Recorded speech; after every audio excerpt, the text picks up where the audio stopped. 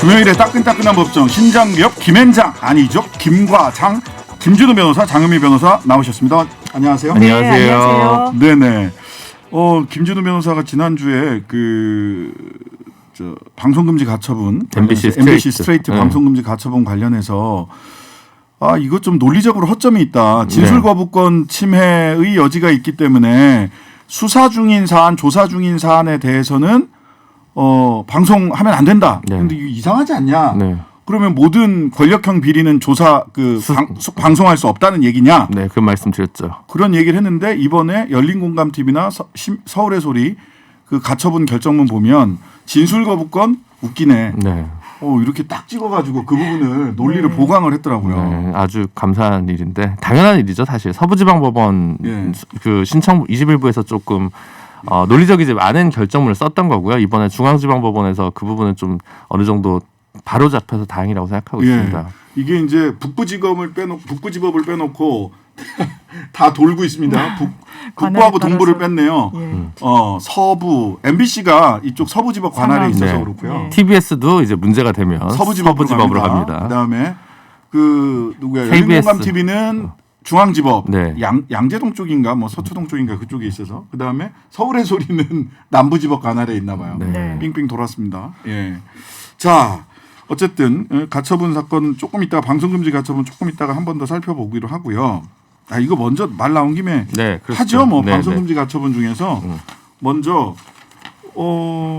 이제 MBC는 후속 방송하지 않기로 결정하면서 MBC 스트레이트에서는 후속 방송하지 않기로 되면서 가처분 신청을 취하했고요.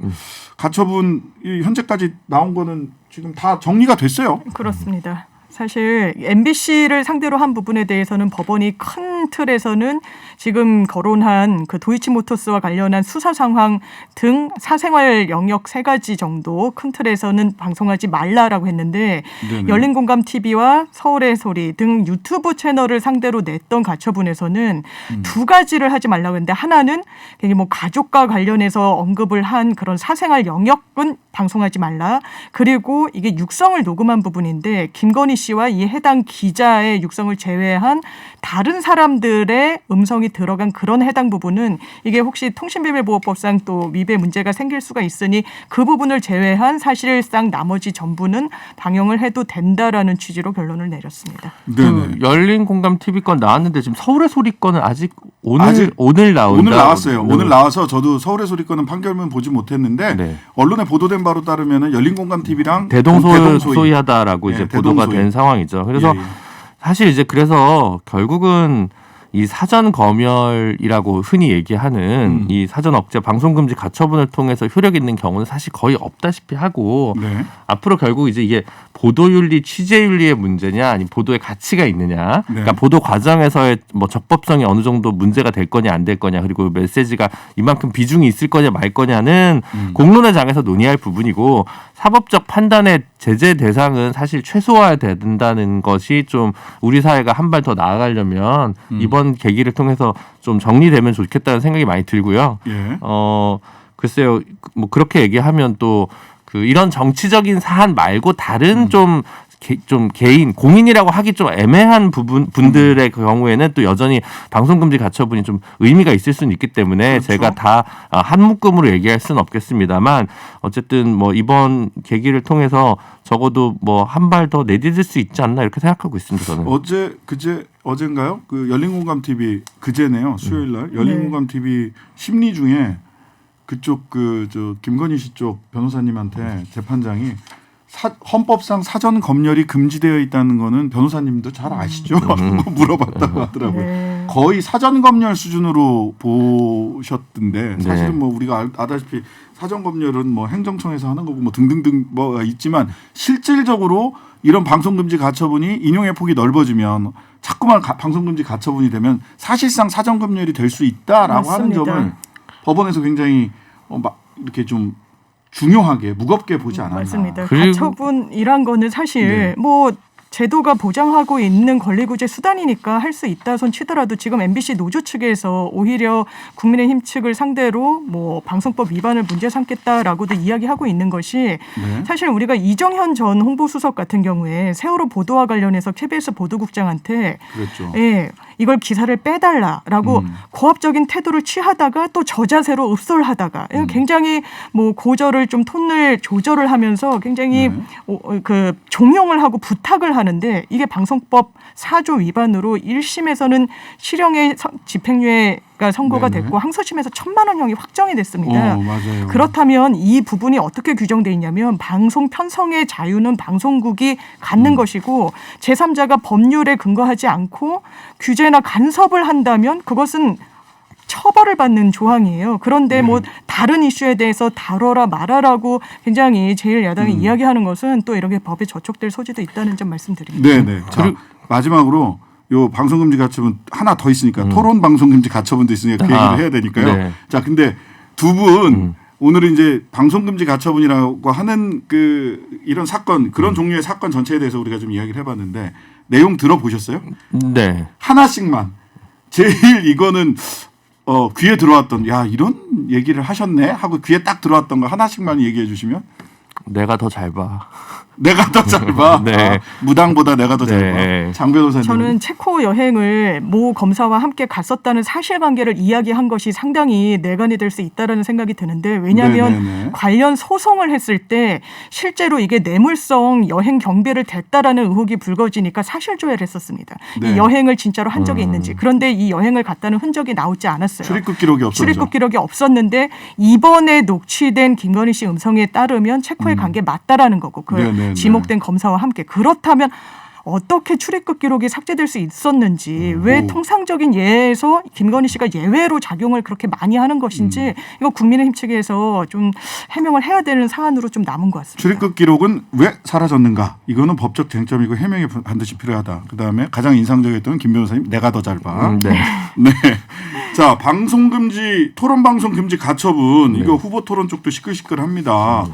양자 TV 토론 뭐 31일이냐 30일이냐 뭐 마지막으로는 또 27일 건도 살아있긴 한데 근데 안철수 후보 측하고 심상정 후보 측에서 양자 토론하는 건 방송금지를 시켜달라라고 하는 방송금지 가처분 냈어요. 네, 그렇습니다. 공직선거법 등 현행법에는 어떻게 규정되어 있나요? 장 변호사님? 이게 왜 문제가 되냐면 현행법 그러니까 선거운동 기간 중에 법정돼 있는 3회 이상 반드시 치러야 되는 그 토론회 같은 경우에는 안철수 후보도 참여를 해야 되고 심상정 후보도 참여를 해야 돼요.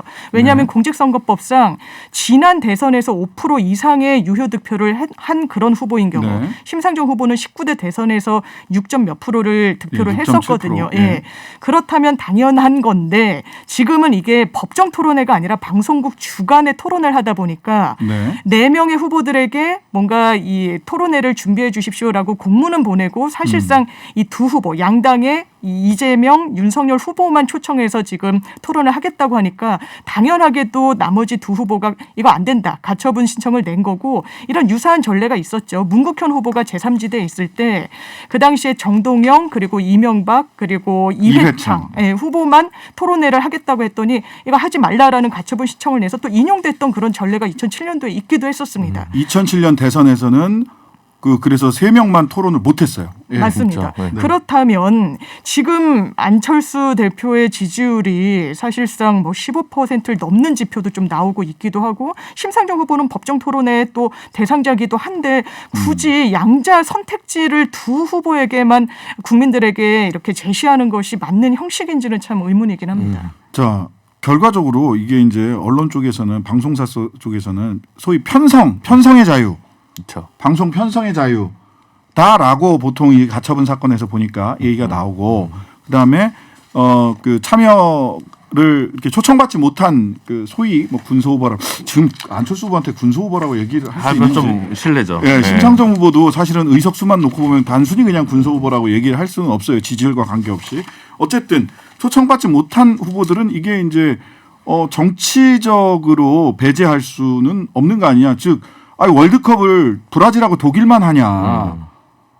이런 이런 그 항변을 하거든요. 네. 김진우 변호사님 이번 가처분 어떻게 될 것 같습니까? 근데 가처분 그 이제 2007년 사례가 되게 이제 좋은 사례긴 한데 그 뒤에는 또 안 받아준 사례들도 몇 번 있었어요. 2010년, 2012년, 2014년 뭐 네. 다 안 받아줬어요. 쭉 됐었기 때문에 사실 이게 뭐가 바람직하냐라는 것과 이제 현실적으로 현실적으로 법원에서 이 가처분이 반드시 인용될 거냐라는 건 좀 다른 문제일 것 같다는 생각이 들고요. 네네. 또 한편으로는 방송국에서 좀 다채롭게 꾸미면 좋겠어요. 예를 들면 일단은 둘 간의 토론을 하고 그 다음에 심상정 안철수 양자 토론을 하나 붙이고 네. 그 다음에 이제 3편 4편으로 이제 심상정 대 이재명, 뭐 안철수 대 윤석열 이런 식으로 시리즈로 기획을 하겠다는 얘기를 하면 가처분을 기각시킬 수 있지 않을까요? 방송국 입장에서라면. 방송국 입장에서. 네.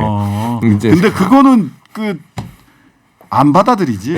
후보들이 안 받아들일 겁니다. 근데 2007년 그 가처분 인용된 사건의 판결문을 결정문을 쭉 보니까 중요한 요인 중에 하나가 이전에 다른 형식의 토론들이 있었냐. 네. 처음 하는 토론이고 앞으로 몇 번 하지도 못할 것 같은데 여기서 다른 후보들이 즉 브라질하고 독일만 월드컵 하도록 하는 거는 이거는 다른 후보들의 기회를 지나치게 제약하는 거다. 근데 이번에도 첫 토론이기 때문에 2007년 사례에서 좀 참조가 될 만하겠다. 다른 조건보다. 다른 데서는 다른 토론들이 좀 많이 있었는데. 그리고 보통은 10% 이상으로 방송사가 자기 기준을 설정해가지고 맞아요. 잘라낸 경우가 많았는데 안철수 후보는 10%가 넘어가니까 이거기서 좀 달라질 수 있는 측면이 분명히 있는 것 같습니다. 그래서 민주당도 사실 민주당 입장은 사자 토론도 좋다고 한 입장이어가지고 3자 4자 다 좋다고 그랬어요. 네. 민주당은. 근데 이게 가처분 인용되면 토론을 회피하고 싶은 분은 또 좋아할 수도 있어서 그전에 2007년에 이명박 후보가 토론이 가처분이 인용되니까 이명박 후보가 제일 좋아했어요. 그래서 이게 또 다 다른 것 같아요. 예를 들어 양자 토론을 하면 소위 받아먹기는 안철수 후보가 되게 잘하시니까 토론에서 누가 실수를 하면 안철수 후보가 제일 유리할 수도 있는 제3지대 현재 대표주자니까. 네. 그래서 사실은 이게 법리적인 거 방송적으로 무엇이 바람직하나 국민의 알 권리 그리고 후보 간의 이해관계 이 사자의 틀이 모두 방정식이 되게 달라지는 부분이라는 생각이 되게 많이 듭니다. 그래서 예상을 안 하시는군요. 네. 이렇게 쓱 빠져나가는 가처분. 24일 날 그 안철수 후보가 낸 가처분 심리한다고 그러고요. 26일 날 심상정 후보가 낸 가처분 심리한다고 합니다. 그러니까 이거 심리 결과가 제가 보기에는 빨리 나오는 게 좋아요. 그래야 그쵸. 사자 토론이든 양자 토론이든 양자 토론은 못 하게 되죠. 3자 토론이든 사자 토론이든 설 연휴 안에 할 수가 있습니다. 그리고 그거를 거부하는 쪽은 만약 가처분 결과를 거부하는 쪽은 국민들로부터 굉장히 고립될 수 있다라는 점도 아마 고려를 하고 있지 않을까 싶습니다. 네. 자, 가처분 2개. 야, 가처분을 가지고 이렇게 2개를 하게 될 줄은 저도 몰랐습니다. 예. 네. 자, 다음 이거는 좀 안타까운 얘기인데 참 한편으로는 법리상 이렇게 판단할 수도 있겠네 하면서도 이 현실을 너무 모르는 거 아니야? 라고 하는 생각이 드는 게 말하자면 이거죠. 법정에 미성년 성폭력 피해자들이 영상으로 진술했던 거 신뢰할 수 있는 사람 곁에서과 함께 영상으로 진술했던 것을 이전에는 법정에서 사용할 수 있었는데 증거로 맞습니다. 안 된다 이런 결정을 한 거잖아요. 네, 이 부분이 상당히 좀 저희 한국 여성 변호사회에서도 성명을 즉각적으로 내고 그랬었는데 어떤 규정에 대해서 헌법재판소가 위헌이라고 판단을 내렸냐면 성폭력 처벌법의 30조 6항에서 19세 미만 성폭력 범죄의 피해자 같은 경우에는 신뢰관계인이 그 동영상에서 나온 그 진술의 내용을 성립 인정을 하면 증거로 쓸 수 있다. 이 말인즉슨 피해자가 재판정의 증인으로 불러나오지 않더라도 증거로 기능한다라는 것이었습니다. 네. 그런데 헌재에서는 그렇지 않다. 왜냐하면 성인 피해자 같은 경우에는 이 피고인이 나 이거 증거로 쓰는 거에 동의하지 않는다라고 하면 반대 신문권을 위해서 이 원 진술자인 피해자가 꼭 재판정에 나와서 피고인에게 반대 신문권이 보장된 상태에서 증언이 왔다 갔다 한 이후에야 증거로 채택. 이 말인즉슨 판사가 해당 기록물을 볼 수가 있었던 겁니다. 그런데 미성년자라는 특징 때문에 예외로 뒀던 건데 법원은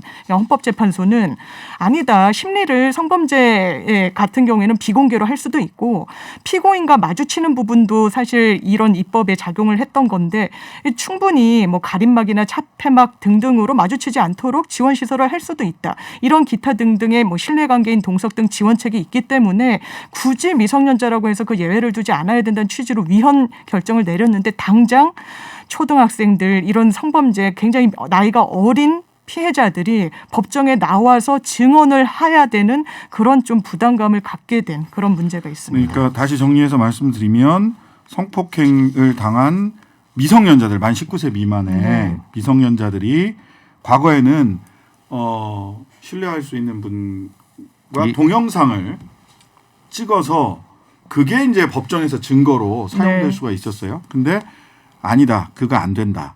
그건 증거로 사용할 수 없다. 더 이상 그 동영상은. 그렇다면 피해를 물론 뭐 자백을 하면 상관이 없어요. 근데 피고인이 자백을 하지 않을 경우 다툼이 있을 경우 피해를 직접 피해자가 진술이 할 때 이제는 동영상 안 되고 현장에 법정에 나와야 된다라는 거예요. 그러다 보니까 최근에 스키 강사에게 초등학교 6학년 여학생이 성폭행 당한 사건이 있었는데 경찰이 피해자 진술 확보한 후에도 다시 불러서 조사했다. 뭐 이렇게 해서 논란되기도 했고 이거 뭐 법정은 아니지만 이제 법정에도 이런 또 나가야 되는 이런 일들이 벌어지는 거죠. 상당히 애석한 판결이라는 생각이 들고 이게 뭐 논란이 될 수 있습니다. 반대 신분권 보장을 충분히 하지 않은 절차적 정의, 공정한 재판을 받을 권리가 중요하다라고 이제 6명의 헌법재판관은 본 거고요. 네네. 근데 3명의 헌법재판관은 소수 의견을 냈습니다. 근데 이게 법이 한 19년 전인가 처음 만들어졌는데 이게 처음에 13세 이하부터 얘기를 하다가 16세, 19세까지 확장이 된 거거든요. 네네. 근데 사실 그러면 애초에 취지를 들으면 이른바 변형 결정이라고 일부가 불합치한다든가 일부가 문제다든가 예를 들어 정말 10세, 11세가 뭐 6세 이런 경우들까지 이게 전부 다 해가지고 이 아이들 그러면 전부 다 법정에 나와서 진술할 수밖에 없게끔 만들어지는 제도를 생각한다는 건데 그렇다면 헌법재판관이 과연 실무에서 이 영상 진술을 한번 얘기하는 것도 어린 아이들이 2차 피해, 2차 가해라고 하죠. 이제 그런 또 다른 상처를 받을 가능성을 염두에 둔다면 아무리 이 절차적 규정들이 필요하다고 하더라도 다른 법원 측까지 같이 고려했다면 일부 변형 결정을 했을 가능성도 있었을 텐데 그냥 단순 위헌으로 그냥 가버렸다는 부분이 상당히 좀 문제고 그래서 법원에서도 판사들의 연구 모임 중에 이제 현대사회와 성범죄 연구회라는 연구회가 있는데 최근에 긴급하게 온라인 토론회를 열었어요. 네. 대체 입법 이거 실무 어떻게 대체하냐 이제. 근데 이제 어쨌든 제일 문제가 그 유엔 경제 이사회에서 채택하고 있는 그 범죄 피해 아동 및 뭐 목격 아동에 관련된 사건에 있어서의 뭐 사법 지침인가 하는 지침이 있대요. 이 지침은 네네. 뭐 구속력이 아주 센 건 아니지만 그래서 이런 데서는 피해 아동이 최대한 사법 절차를 좀 불필요한 접촉을 하지 않도록 민감하고 예민하게 돼야 된다는 원칙들이 다 규정이 돼 있거든요. 네. 이런 부분들까지 고려하면 현재 실무나 이런 것들을 고려했을 때 너무 조금 그 문서상에 활자화된 몇 가지 옛적인 것들에 천착해가지고 조금 헌재에서 결정을 오판한 게 아닌가 이런 생각이 좀 많이 듭니다. 그러니까요. 우리 송님이 같은 공간에 있고 목소리 듣는 것만으로도 무서울 텐데 이게 맞는 건가요? 즉 차폐막이나 그렇습니다. 이런 걸로 예. 가능하냐. 예. 사실은 재판해보면 어른들도 40대 50대 이런 분들도 차폐막에서도 증언하는 것에 대해서 피해자들은 굉장히 꺼리거든요. 굉장히 공포심을 갖고요. 성인 여성이라고 하더라도 이제 법원에 요청을 하면 또 요청을 하지 않더라도 요즘은 이제 그 피해자 보호를 위해서 차폐막을 두거나 아니면 차폐막도 원하지 않으면 아예 그냥 그 안 보이는 좀 공간에 두고 문을 열고 그러니까 네네. 이를테면 구속 수감된 피고인들이 대기하는 곳에 둬서 피해자의 어떤 시선 안에는 들어오지 못하게 하지만 사실 형사재판에서 피해자는 당사자가 아닙니다. 형사재판의 그 당사자는 검사와 피고인 이기 때문에 가해자이기 때문에 피해자는 하나의 그냥 뭔가 본인의 피해 진술을 하러 오는 그런 지위에 있고 네. 피고인은 본인의 방어권이 굉장히 충실하게 또 보장이 돼야 되는 게 또 적법 절차상 요건이다 보니까 마주치진 않더라도 한 공간에 있는 것 자체로 상당히 공포심을 느끼는 것이 사실이고 그리고 특히 미성년자 같은 경우에 이 성범죄와 관련한 재판을 진행하다 보면 네. 아무래도 이 혐의 입증과 관련해서 탄핵을 할 경우에는 굉장히 그 행위 같은 걸 세분화해서 꼬치꼬치 캐묻고 평소에 어떤 무슨 성정이랄까 피해자의 다른 제2차적인 부분에 대해서도 좀 공격적 질문을 하지 해요. 않을 수가 없습니다. 변호인으로서는.